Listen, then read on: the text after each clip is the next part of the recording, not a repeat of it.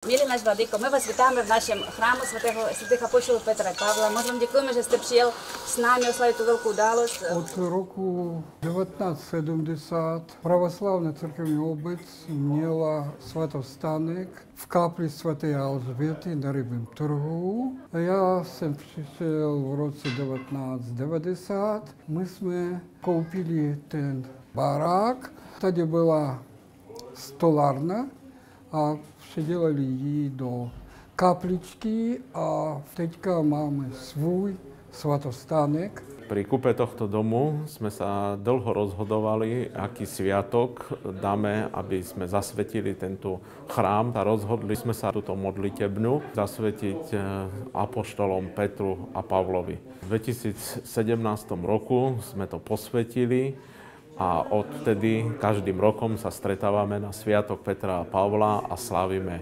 chrámový sviatok.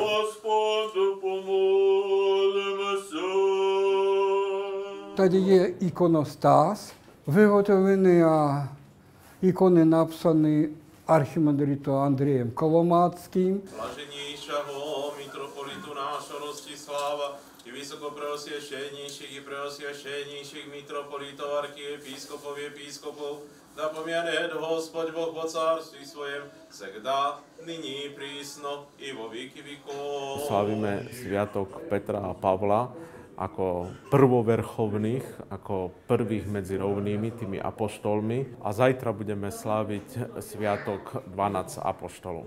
Ale každý z nás môže byť ten apoštol. V histórii vieme, aj svätý Cyril a Metod sa prirovnávajú k apoštolom rovní.